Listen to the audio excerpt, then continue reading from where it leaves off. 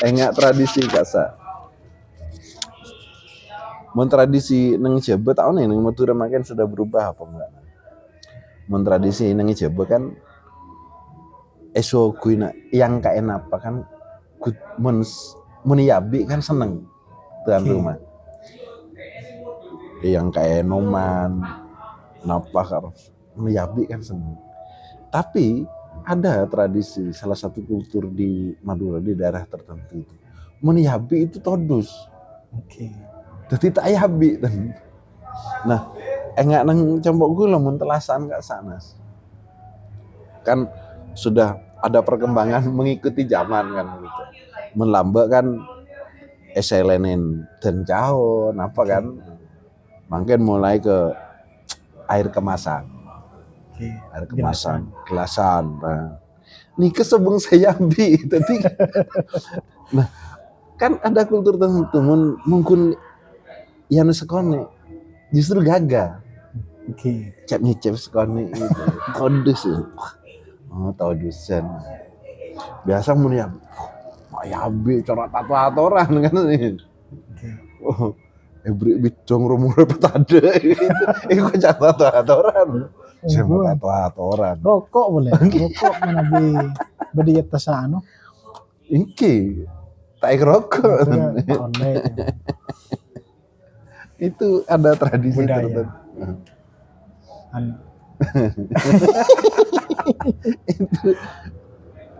Itu saya itu kalau ingat ke itu ya lucu ya.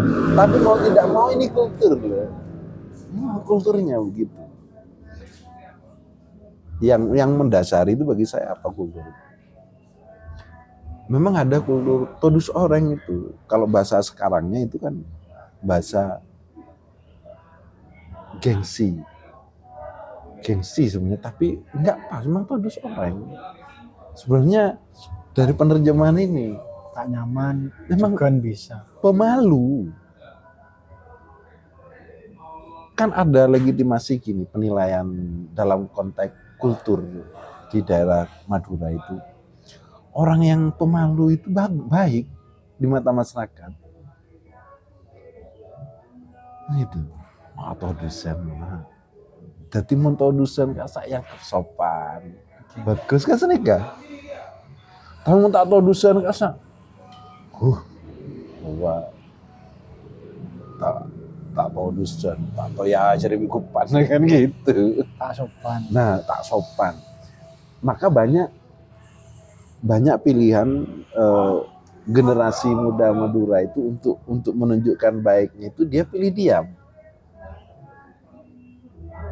Nah, salah satunya ketika ketemu dengan orang yang dihargai itu sampai berpengaruh pada gestur tubuhnya. Begini itu nggak sopan. Maka ketika ketemu dengan orang yang disungkani itu mesti menekuk tubuhnya.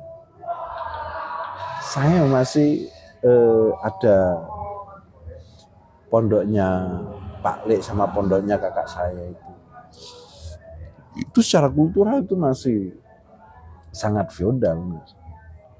Jadi kalau jarak berapa ratus meter itu sudah kalau naik sepeda pancal atau naik motor itu sudah nggak boleh dinaiki. Jalan sampai pintu gerbang alas kaki itu sudah pintu gerbang alas kaki sudah dilepas, jarak berapa puluh meter ke dalam kiai itu sudah jalan sambil duduk kayak zaman kerajaan gitu. Jalan sambil duduk. Begitu sampai di pintu dalam kiai, Assalamualaikum. Itu atempo bersimpuh sudah di depan pintu. Sudah bersimpuh begini, bukan bersila, bersimpuh. Assalamualaikum. Dan itu begini terus sampai kiai keluar. Ditunggu terus. Terus begitu dibukakan pintu, itu kalau nggak dipersilahkan oleh kiai tetap begitu. Baru kalau sudah, masuk, baru masuk. Itu kalau nggak dipaksa oleh kiai itu nggak akan duduk di kursi. Itu bersimpuh di lantai itu. Itu sampai segitu. Dan saya pun dulu yang masih kecil ikut situ. Secara otomatis saya mencontoh itu. Bahkan kita duduk di sini misalnya. Terus ada lantai di sini. Lantainya padahal nggak keramikan, itu tanah biasa itu. Ini kayak pondoknya gitu ya. Bukan dalam kiai, ini pondok. Kita jagongan. Terus ada kiai gitu hadir ke kita ini. Nggak enak, tapi turun bersimpuh di tanah itu. Nah ini kultural, pengaruhnya ke sana. Salah satu contohnya misalkan gini, kalau dari sudut bahasa yang halus kan, kalau di Madura itu ketika ketemu dengan guru atau kiai, membahasakannya kan bukan kaulah, itu masih yang kasar, tapi abdinah, dari kata abdi. Kalau di Jogja, di kerajaan ada abdi dalam. Jadi abdi, mengabdikan sudah. Artinya kalau sudah membahasakan abdinah, sebuah legitimasi, sebuah pengakuan bahwa saya ini abdi. Maka tidak ada motif apa-apa. Ibaratnya kalau dalam militer itu siap dan tok kan gitu. Siap dan. Bahkan sampai pada diksi itu yang ada ketika ngobrol dengan kiai itu cuman yang ada iya saja, enggi saja. Saya dipanggil, itu sudah tidak ada kata yang lain. Ada yang dipanggil misalnya nggak gula, misalnya panggil men, Mas, bukan lagi dalam, tapi jawabannya sudah Mas, enggi, iya. Artinya kayak di militer, panggil siap, nggak ada kata tidak siap, pokoknya siap dan gitu. Sampai pernah itu di pondoknya kakak saya dan Mona Pak Ali itu, kiai itu menghendaki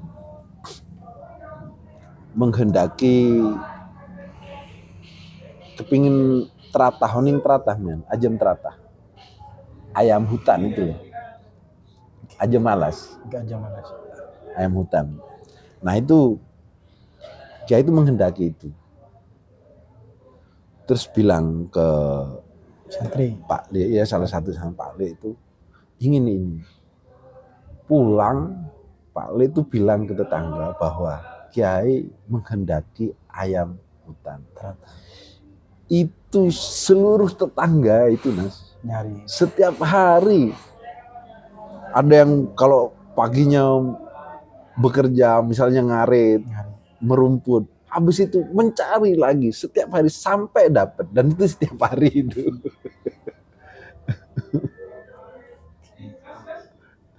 Sampai dapat itu. Kalau nggak dapat, nggak berhenti. Ini satu sudut pandang, apa nggak keren ini? Coba ini kultur ini tetap dipertahankan. Nah, Yahudi itu ketir-ketir. Hitungannya kayak gitu ya. Saya menghendaki ini. Cuman pesan pada satu orang, yang satu orang itu bilang ke tetangga, dan tetangga itu tidak semuanya alumni pesantren itu. Tapi kiai menghendaki ini. Semua itu nyari, mencari. Kampung yang lain tuh nyengkuyung semua itu. Cari habis bekerja, sorenya mencari lagi. Sampai dapat itu. Nah kalau kultur ini dipertahankan dari sudut pandang positifnya ya, misalnya jangan beli produk itu, sampai kapanpun kalau kata kiai nggak boleh beli ya nggak beli. Makanya harus diterapkan model demokrasi, cara secara sebenarnya demokrasi nggak jelas juga. Nah ini untuk memutus ini. Bahkan sejak kolonial itu ini Berubah. mindset ini diputus memang. Padahal dalam bahasa ini feodal kan gitu toh. Tapi kalau dalam pesantren itu tidak ada bahasa feodal dalam kultur, lebih-lebih yang kultur Madura ya. Tapi kultur tawadu. Kultur ketawaduan bukan lagi feodal, tawadu. Tawadu pada guru. Ini yang wah mereka ketir-ketir Mas. Kalau ini tetap diterapkan dan ini pengaruhnya besar. Contohnya misalnya kayak sekarang. Pengaruhnya ke ya secara aplikatif ini aktivitas-aktivitas yang dilakukan oleh orang Madura. Ini yang viral seluruh Indonesia adalah Madura Rauman. Tapi jangan dikira itu tidak pengaruh kultural. Itu tidak serta-merta persoalan ekonomi loh itu Mas. Meskipun berangkatnya Iya, berangkatnya memang kebutuhan ekonomi. Tapi bergeraknya, mengguritanya itu bukan salah satu yang mendorong, yang jadi memotivasi untuk mengguritanya, yang menggerakkan. Itu bukan serta-merta dari sudut pandang ekonomi itu. Coba dari sudut pandang ekonomi saja. Kaidah-kaidah bisnis, kaidah-kaidah nggak masuk itu. gila. Ya 24 jam terus. Nah, ada Hanya beberapa orang yang jaga. ada kultural. Contoh misalnya gini, saya mengamati ini ya, saya memetakan mengamati di berbagai kota. Rata-rata banyak orang Madura itu misalnya tidak bikin usaha kayak Maduramat. Itu kadang mereka jualan dalam bentuk lain. Nasi goreng, sate. Nasi goreng, sate, terus apa saja. Itu jangan dikira cuman memang berangkat awalnya memang kebutuhan ekonomi. Tapi ada satu hal yang mendorong kuat untuk menuju ke sana, itu kultural. Mereka yang saya petakan ini, mereka kalau sudah merantau keluar kota atau keluar provinsi, bahkan keluar negeri. Seperti di video sebelumnya pernah kita bahas tentang budaya todus oreng gitu ya. Mereka itu kalau tidak membawakan kesuksesan dalam pemahaman mereka dalam konteks materi, malu mereka pulang Mas. Nah, ini yang berdampak pada yang lain-lain. Kayak misalnya, ya mau memperhatikan sistem atau manajemen yang diterapkan di yang sedang menggurita ini di Maduraman. Coba sama analisa dengan kaidah-kaidah bisnis yang secara profesional, kaidah-kaidah bisnis bahkan secara teoritik sistemnya ada enggak? Ini baru ini. Coba bandingkan, kalau dikomparasikan misalnya banyak minimarket yang juga buka 24 jam. Apa sistemnya sama? Tidak sama. Enggak sama. Dan ini tidak bisa sekedar dikaji dari konteks profesionalitas. Kenapa? Karena ada motif-motif kultural di sini yang membedakan. Kadang orang menaruh sudut pandang ini dianggap satu kelemahan gitu ya. Kelemahan, karena itu dianggap kurang profesional gitu. Tapi satu sisi kalau kita mencari dari sudut pandang yang lain, itu juga menjadi kelebihan. Positif. Yang mestinya secara profesional tidak bisa dilakukan karena ini ada motif kultural, maka ini walaupun secara kaidah profesionalitas tidak mungkin dilakukan, mereka bisa melakukan itu karena ini sudut pandang kultural. Nah ini kalau saya melihatnya memang masing-masing mesti ada kekurangan dan kelebihan. Tapi kalau kita mau menyadari di situ kan jangan dilihat dari sudut pandang kekurangannya saja. Justru plusnya ini yang harus dikuatkan gitu ya. Coba misalnya kamu bandingkan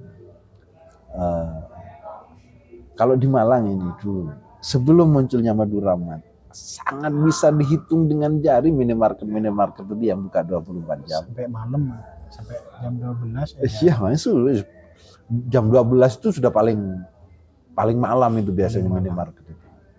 Begitu menjamur Maduramat, banyak sekarang minimarket yang buka 24 jam. Ibaratnya kan gini. Kalau kita mau bahasa ini, ada apa dengan lu kok tidur-tidur buka 24 jam. Mulai terusik ya kan gitu kan apa. Sebenarnya kan gitu. Dan itu tidak disadari oleh banyak konsumen. Aslinya mereka itu mulai terusik ya kan gitu tuh. Ini banyak sekarang buka 24 jam. Tapi mereka kan 24 jam tetap 3 sesi. Sip-sipan itu kan. Sesi pertama misalnya jam berapa sampai jam berapa tetap 8 jam. Tetap 8 jam kerja. Terus Maduramat buka 24 jam. Ada berapa sesi itu? 1 sesi gitu. Kerjakan 2 orang. Walaupun 2 orang tetap 1 sesi karena tidak dipastikan jam berapa sampai jam berapa. Pokoknya seketondu ban kelu ya mau tedung sekecak gantian itu tidak diatur oleh sesi itu. Ini mau dianalisa secara teori profesional nggak bisa. Memang kalau dalam konteks teori itu dianggap satu kelemahan, tapi nggak bisa karena ini ada konteks kultural ini. Sama kayak video sebelumnya yang pernah kita bahas itu tentang ketika Trans 7 bahas pesantren di Boyo tentang feodalisme. Nggak bisa. Banyak netizen yang kok gini. Nggak bisa, dari standar apa? Karena ini kan salah satu ekspresi kultural. Ekspresi kultural itu nggak bisa ditempa dengan kaidah-kaidah yang lain. Dari barat lah. Bahkan misalnya, apalagi teori dari barat. Bahkan dari sama-sama di Indonesia pun ketika dengan kaidah yang lain. Itu nggak bisa. Menjadi seolah-olah salah. Betul. Makanya, karena di Indonesia secara kultural memang lebih kuat ya. Contoh misalnya kayak gini,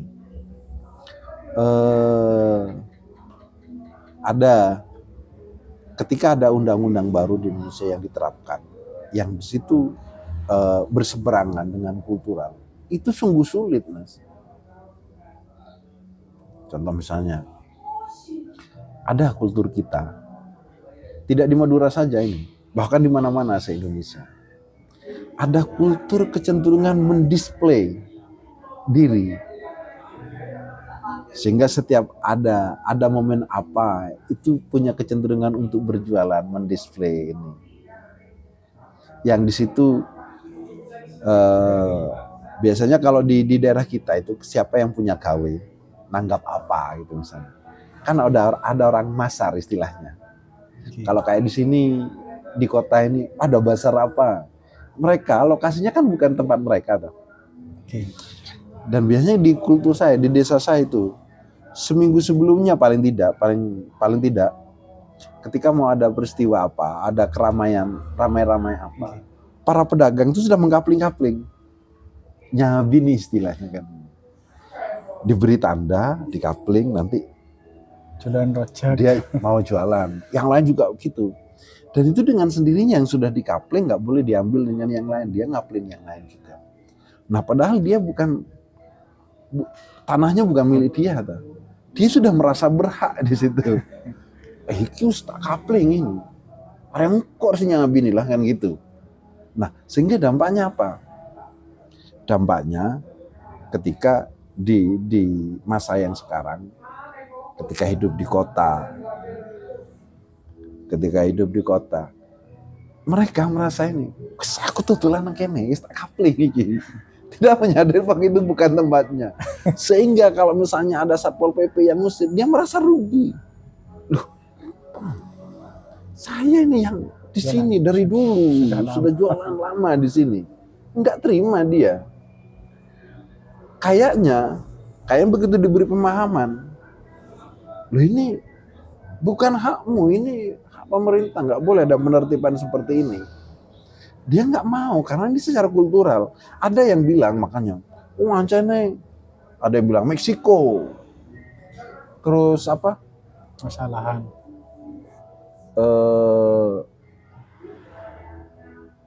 Apa yang dia bilang, Ikut jongkok. ya Q Jongko, ada yang begitu dianggapin. Itu tidak serta-merta dari sudut pandang tentang AQ. Tidak serta-merta kita ukur dengan AQ rendah atau dianggap tidak pintar. Tidak serta-merta itu.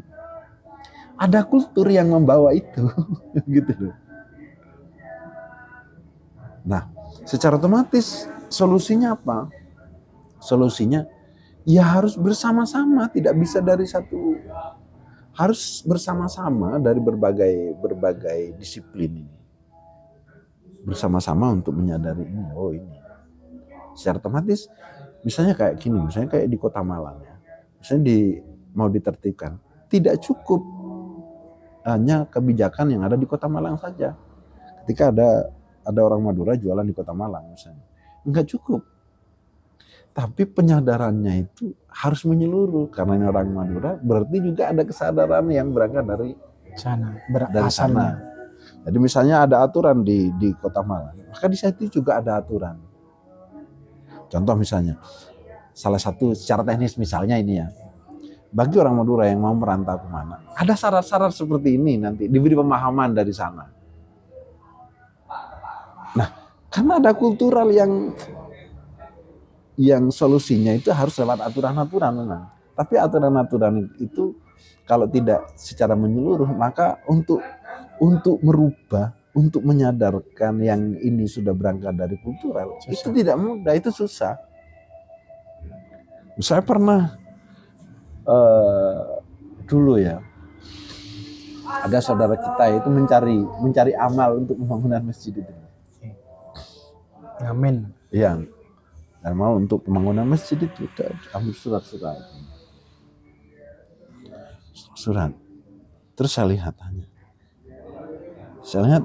tanda tangannya di situ sampai kepala desa saja, nak. Tapi sudah keluar kota, sudah keluar kota. Loh, Pak, aneka kan tanda tangan akun sampai kepala desa. Mun paling atas tanda tanganan sampai kepala desa, berarti sampean mencari amal sedisa nikah. Mun tanda tangannya sampai kecamatan, berarti sampean sekecamatan itu.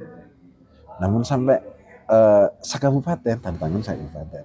Mun sampean keluar kota, tanda tangannya sampai ke provinsi. Aneka wigule jelasaki nang melolong. Engki. Jelasaki.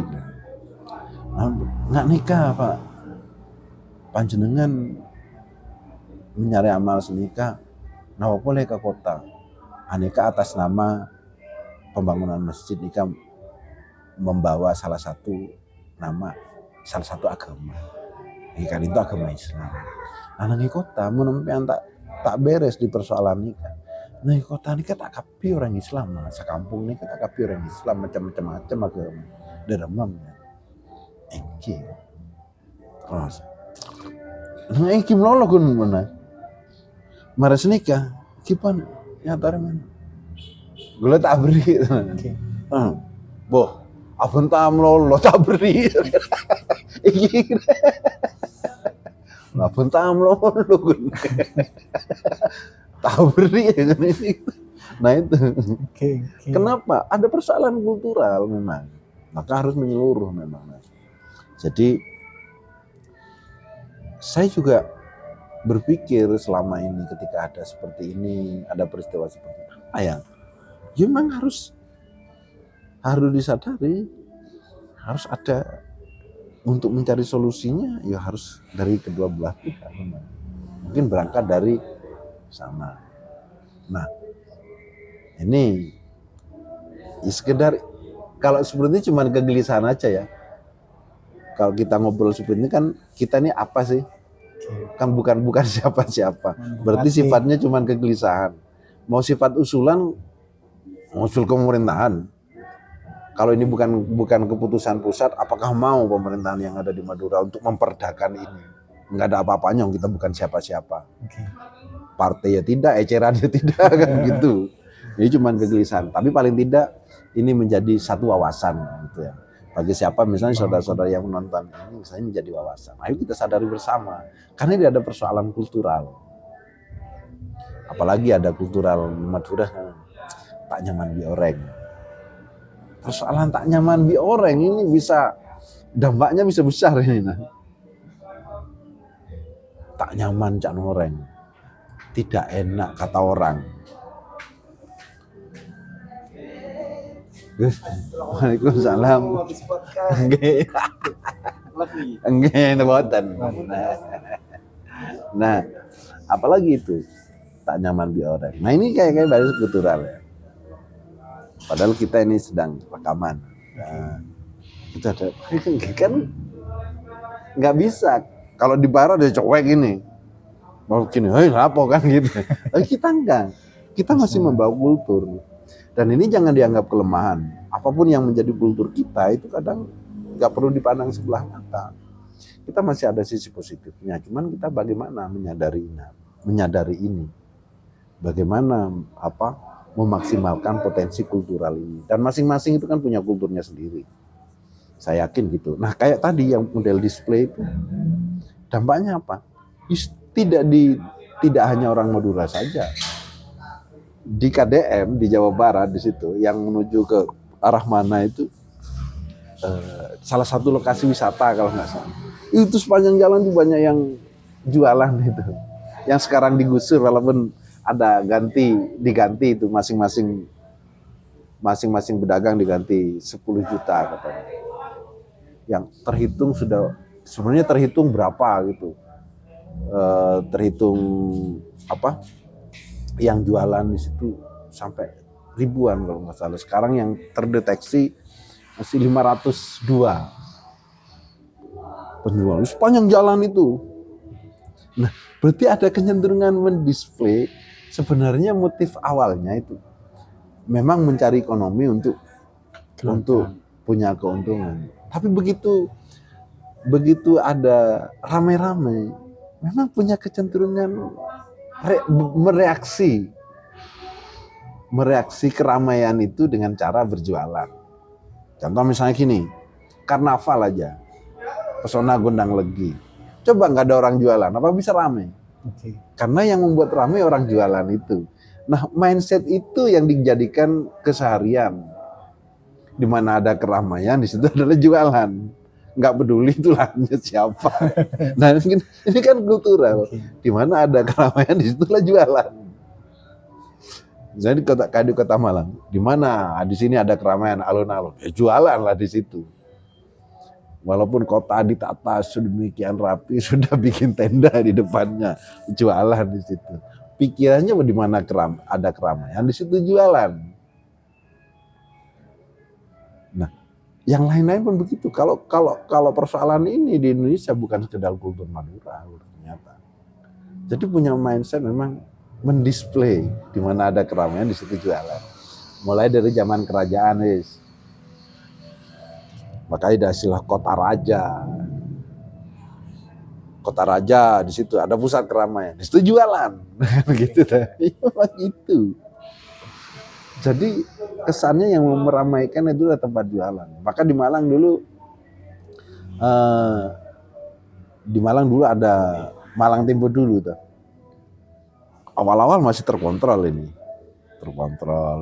yang dijual harus bernuansa ini, harus bernuansa Tempo dulu, termasuk dekorasinya Tempo dulu. Belakangan berubah kayak pasar pindah sudah. Kayak pasar malam. Sudah. Nah ini kultural. Nah ini tidak tertuju pada suku tertentu. Ya kayak di Malang Tempo dulu waktu itu, begitu ini selanjutnya begitu sampai kayak pasar. Apakah mereka itu orang Madura semua? Enggak, semua yang punya kebutuhan begitu. Di mana ada keramaian, di situ jualan. Nah, ini mestinya ada diambil nilai positifnya kultur ini jadi yang menggerakkan itu adalah mindset kultural. Nah, kalau ini disadarkan, di mana ada keramaian ada jualan. Ketika mindset, di mana ada keramaian, di situ ada jualan. Tapi syaratnya jualan harus begini. Kalau sudah menjadi mindset ini, mindset pribadinya sudah membentuk mentalnya, akhirnya kan menjadi pertimbangan untuk memutuskan itu tadi. Mestinya begitu. Coba misalnya di luar negeri, apakah punya pikiran begitu? Di mana ada keramaian, di situ jualan? Enggak juga. Ada nggak di teori manajemen gitu? Enggak ada. Di mana ada keramaian, di situ jualan. Terus izin. Dan para penjual yang ada di Indonesia ini, kurang berapa bulan ada keramaian, di situ sudah dipikirkan, oh sebulan lagi di situ ada keramaian. Oh sudah di situ. Yang pakai sepeda pancal, yang pakai motor, rombong yang disurung, bahkan yang dijinjing, sudah jualan di situ. Di mana ada keramaian di situ jual. Sebenarnya ini kalau mampu disadari, ada aturannya, keren ini. Bayangkan di mana ada keramaian, di situ jualan. Jadi mereka tidak berpikir melamar kerja. Kalau sudah berpikir jualan, di mana ada keramaian, di situ jualan. Secara otomatis ciptakan keramaian supaya bisa jualan. Nah kayak di Malang sekarang kan salah satu yang dijadikan alasan mendasar kenapa ada sound horeg. Kalau di kota kan sudah tidak diperbolehkan. Di Kabupaten Malang itu masih diperbolehkan itu. Kenapa masih diadakan sound horeg? Yang dijadikan alasan mendasar adalah menggiatkan para UMKM, pedagang-pedagang itu. Karena itu misalnya satu kali ada karnaval, itu penjual banyak orang-orang penjual itu bisa menghasilkan dari situ. Makanya karnival. Nah di Indonesia itu paling semarak model-model kayak gitu itu. Sampai ke kalau di luar negeri apa ada itu? Ya ada juga, tapi kan nggak sepadat kayak di Indonesia. Urusan karnaval di Indonesia, pemerintahan pusat ngadakan sendiri, tingkat provinsi ngadakan sendiri, tingkat kota dan kabupaten ngadakan sendiri, tingkat kecamatan ngadakan sendiri, kelurahan ngadakan sendiri, RT, RW itu ngadakan sendiri. Bahkan ada di salah satu kelurahan itu yang tidak puas, Mas. Kelurahan yang mengadakan di situ perwakilannya atas nama RW, dan RW itu dari RT itu. Nah itu toh. Ini sudah diadakan. Ada RW tertentu itu yang masih tidak puas, dia tetap mengadakan lagi karnaval sendiri. Karena itu namanya itu yang diadakan itu kelurahan. Padahal waktu karnaval di kelurahan, RW itu juga menjadi bagian dari situ. Enggak, masih mengadakan lagi juga. Bahkan ada yang di satu kelurahan tertentu itu perwakilannya atas nama RW. Maka yang konsep itu dari RW. Sehingga RW ini dari RT. Maka RT ini nanti akan membawakan seperti apa harus berdasarkan konsep ini. Ini tidak mau atas nama RW, tapi RT konsepnya sendiri-sendiri ini. Jangan nggak karu-karuan sampai segitu. Nah, ini apa? Ini juga kultural ini, Mas. Cenderung so false gitu loh.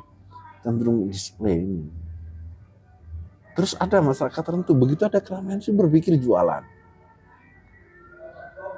Padahal itu ya, seandainya ada karnaval ini, terus orang jualan itu jadi satu kontingen sendiri untuk jualan, itu sudah lebih bagus itu. Jadi sepanjang jalan ini jualan. Kan biasanya peserta karnaval keliling, Yang jualan kan diam di tempat, mulai dari start sampai finish itu kan. Coba mulai dari start sampai finish orang jualan tuh jalan di sana finish jualan. Itu menarik itu. Peserta karnavalnya yang diam di sini. Coba itu dibalik gitu. Nah, ini kultur kita. Nah, untuk sementara yang masih padat itu kan ke yang tercermin sampai ke usaha itu kan orang-orang Madura. Saya baca kultural banget. Kultural banget. Enggak semua orang, seperti yang saya katakan, enggak semua orang bisa misalnya disuruh jaga toko 24 jam. Ya dengan temannya misalnya gantian. Enggak semua orang, kalau bukan persoalan kultural. Contoh misalnya, apakah bisa misalnya pemiliknya orang Madura yang jaga bukan orang Madura? Atau dibalik misalnya. Apa bisa seperti itu? Enggak, ada ikatan emosional, ada ikatan kultural, ada persoalan tak nyaman di orang gitu ya. Contoh misalnya gini, kalau sudah ada persoalan kultural maka tidak berpikir ini sudah misalnya bekerja 24 jam sudah disikapi secara profesional apa enggak. Enggak, sudah nggak sampai berpikir ke sana, tapi karena pastinya di orang lagi beri kepercayaan. Tidak enak dengan orang kalau sudah diberi kepercayaan. Nah ini apa porsinya menduduki paling tebal ini. Paling atas. Daripada profesionalitas ukurannya ukuran material, ukuran nominal. Artinya apa? Kalau bekerja di sini dibayar berapa? Kan gitu. Sistem bagi hasilnya seperti apa? Udah nggak dipikir ini. Yang penting dianggap bahwa sudah saya nggak rugi. Sudah diberi kepercayaan, suka nyaman di orang. Karena yang memberi kepercayaan juga begitu. Dia milih-milih siapa yang mau tak kasih kepercayaan. Oh kayaknya dia bisa dipercaya. Baru dikasih. Dikasihkan ini. Terus yang dikasih kepercayaan juga gitu. Wah, nggak enak dikasih kepercayaan ini. Harus membuktikan. Nah, harus membuktikan. Nah, di sini mestinya nilai plusnya di sini yang harus jadi pergerakan mestinya. Harus disadari seperti ini. Makanya punya kecenderungan nih. Di mana ada keramaian di situ aja jualan. Jadi mau beda mirami aja jualan. Maka banyak orang Madura itu di mana-mana jualan. Kalau bingung apa, pasti jualan. Gitu. Nah ini salah satu kultur di bangsa kita. Sebenarnya jangan dilihat dari sudut pandang kekurangannya, walaupun tidak bisa dilihat dari kacamata profesional. Dilihat dari kacamata kultural, lalu dipertebal. Bukankah gitu? Kayaknya gerimis sih nah. HP-mu. Gitu. Ini sudah cukup. Terima kasih. Lumayan.